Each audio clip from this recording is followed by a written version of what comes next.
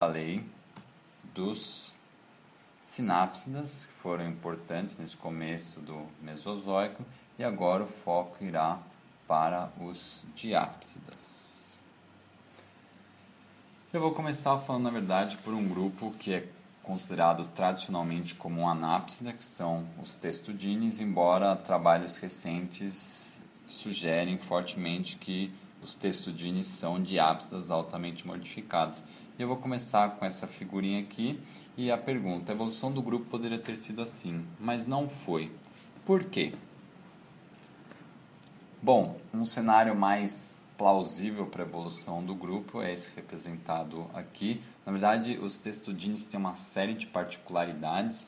Uma delas é o casco, que bastante resistente a ataques mecânicos, digamos assim, e outros grupos têm uma armadura na parte superior do corpo, mas as tartarugas, os testudines, têm uma característica que é única do grupo, que é o plastrão, que é a carapaça, essa armadura na parte ventral do corpo. E aqui seria um cenário de como poderia ter ocorrido a evolução dessa armadura nesses animais. Então, indivíduos que teriam uma proteção um pouco maior teriam uma vantagem adaptativa, sobreviveriam mais à caça, por exemplo. Com isso, eles sobreviveriam mais, deixariam mais descendentes nas próximas gerações, e ao longo do tempo o que a gente observaria é um incremento cada vez maior dessa armadura. As tartarugas, os testudines têm outra característica bastante particular, que é, em todos os tetrápodes, a escápula ela fica sobre as costelas. Já nos testudines, a escápula fica abaixo das costelas. Isso daqui seria um modelo para explicar como isso aconteceu. Então, ocorreu uma redução das costelas e um deslocamento mais posterior delas. Com isso, houve a transição da posição anatômica entre escápulas e costelas, e num estágio posterior as costelas voltaram a estar por cima das escápulas.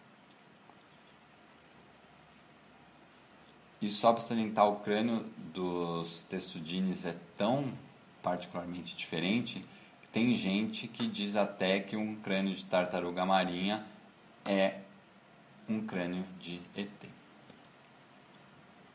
Bom, falamos rapidamente então dos testudines, e agora eu entro nesse grande grupo, que é um grupo que foi super importante no Mesozoico, os Archosaura. Assim como tinha o hashtag HSapiens para dizer que é a nossa linhagem, vai ter sempre um desenhozinho aqui de uma ave, para lembrar que aves são Archosaura. Então, foi o grupo mais diversificado do Mesozoico, particularmente do Triássico Médio em diante. Tem uma tendência ao bipedalismo no grupo, que tem uma relação com um deslocamento, a locomoção ser rápida. Também tem uma tendência a cauda se desenvolver como órgão de equilíbrio. E também tem uma tendência, de novo, isso é uma tendência que a gente observa nos amniotas, de grupos que viveram mais no tempo mais passado, tem uma tendência a ter os membros lateralizados, e os grupos que viverem em tempos geológicos mais recentes têm os membros mais dispostos sob o corpo. Bom, e daí uma questão que fica é: por que os sinápsidas, que eram tão importantes no Paleozoico e no comecinho do Mesozoico, perderam espaço para os diápsidas, que se tornaram o grupo de tetrápodes terrestres mais abundante no Mesozoico? Bom, uma possível explicação é que os Archosaura eles se beneficiaram por um clima mais seco do Triássico, que favorece animais que são capazes de conservar água de forma mais eficiente. E os arcosáurias, eles não apresentam glândulas na pele e eles excretam ácido úrico com pouca água, enquanto que os sinodontes e os mamíferos, eles provavelmente tinham glândulas na pele e eles excretam ureia junto com muita água para dissolver essa ureia. Então é possível que, dado que os arcossauros eram mais econômicos nas suas necessidades, na verdade eles tinham uma demanda por água eventualmente menor que a dos sinodontes, esse clima mais seco pode ter favorecido a sobrevivência, ou privilegiar a sobrevivência de espécies dentro desse grupo. Isso é só uma hipótese, não é super bem aceito, mas é interessante pensar no porquê que aconteceu essa transição de importância entre as faunas. E essa imagem aqui é só para mostrar um pouco como que os dinossauros se tornaram importantes. Então, aqui está o tempo geológico, certo?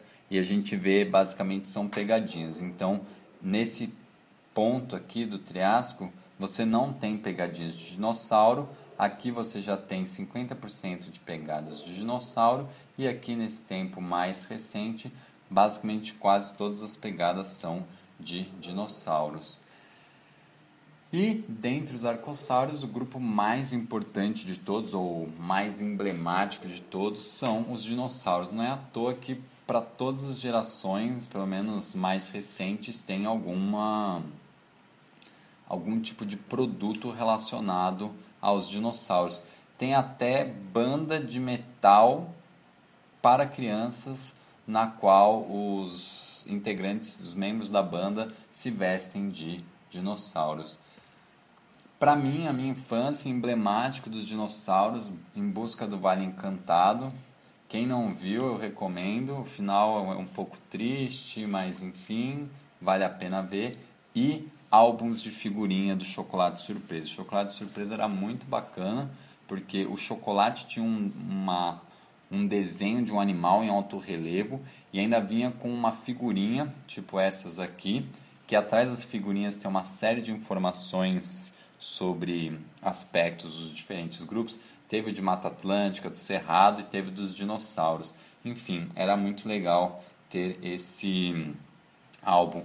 Mas na verdade eu só pus isso aqui para fazer um link que não tem nada a ver com a paleontologia, mas o fato é que boa parte do chocolate, o chocolate que fez a minha infância feliz, ele é fruto do trabalho escravo infantil na África. E a Nestlé é um dos grandes compradores desse cacau. Já se comprometeu a resolver o problema, mas na prática nada mudou.